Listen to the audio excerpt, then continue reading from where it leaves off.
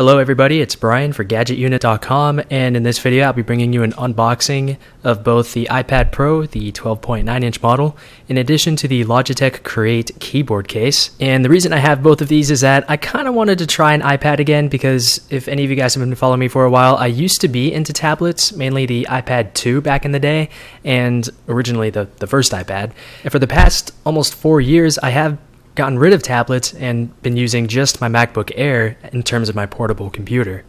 But with tablets seemingly gaining some momentum again after kind of slowing down, I decided maybe I can just try it out for a few weeks. There's a 14-day return policy, of course. I bought both of these from my local Apple store. I was thinking about trying the 9.7-inch iPad Pro, but they didn't have any keyboards in stock, the Apple keyboards, and they did have some display models, and I found that the keyboard on the 9.7-inch model was actually quite small and cramped.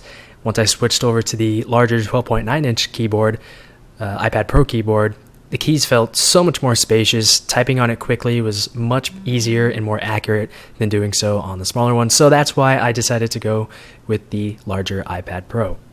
Anyway, enough rambling. First, I'm going to go ahead and take a look at the iPad Pro. Unboxing first. Typical Apple products. I mean, plenty of you guys have probably seen enough of these. So on the back, it just tells us a little bit about what we bought. This is the 32 gig Wi-Fi only model in space gray. Nothing fancy here. This starts at $799 and it can go up to over $1,000 depending on the capacity that you purchase and whether or not you want the one with Wi-Fi and cellular or just Wi-Fi.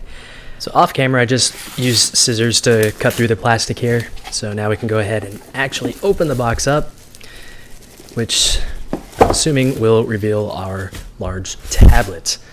So again, I did get the space gray model, and wow, this is huge. I briefly used this or demoed this at the Apple store.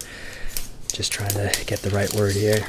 When this first came out, and I briefly used it and thought it was just a huge iPad, which it is.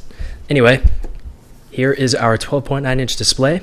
I definitely think that I might be happy with the space gray model compared to the white one. Having white bezels on pretty much any device, whether it be a smartphone or a large tablet, to me, it just doesn't really seem right, because the white coloring, it has to be in just the right lighting conditions or else it's never going to look too white. Anyway, we have our lightning cable as well as our wall adapter for charging, of course. As far as documentation goes, we do have a little quick start guide, iPad info, and of course a couple of Apple stickers. They've definitely trimmed down on the documentation, although I haven't unboxed an iPad in a long time, and compared to an iPhone, where a smartphone probably has more regulatory documentation, it is nice to see that there is not a whole lot to deal with for an iPad. So that is my unboxing of the iPad Pro. I'm going to have it turn on just so I can see what version of iOS it is on and to see whether or not it can be jailbroken. I did check the serial number of this online, and it was made mid-January, which was after iOS 9.2 came out. So we might get lucky, we might not get lucky.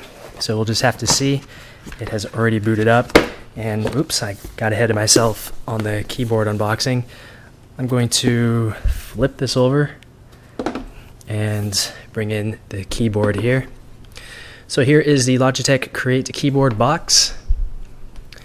And the reason I picked this over the Apple one is because it's not only $20 cheaper, but it does have a dedicated shortcut key row, as you'll see in a moment. This is all that's in the box, the keyboard itself. And the keys are also backlit, which is nice.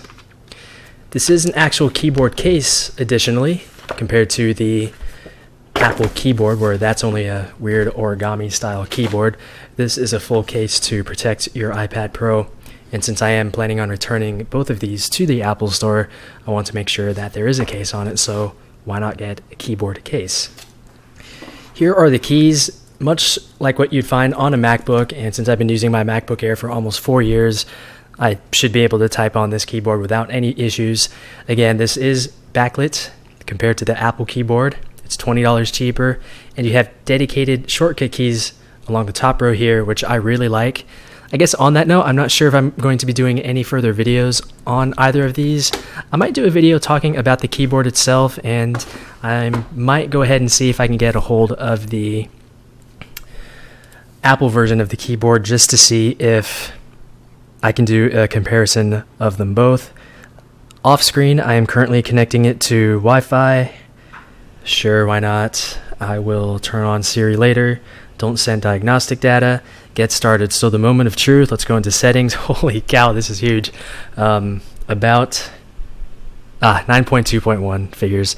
But the 9.3.1 jailbreak should be out soon, so it'll be interesting to jailbreak this, hopefully within the period that I have, 14 days to take it back, and I can install some real multitasking tweaks, because this has 4 gigs of RAM, and limiting yourself to just 2 apps on screen at once is kind of bad in my opinion. I'm sure iOS 10 is going to really make better use of the large amount of RAM in the iPad Pro, the bigger iPad Pro actually, and having a jailbreak and being able to do more multitasking related things to better utilize all that memory would be kind of cool to see.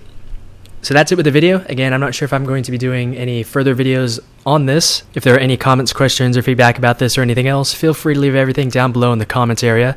But that's it with the video. So thanks a lot for watching, and I'll talk to you all in the next video.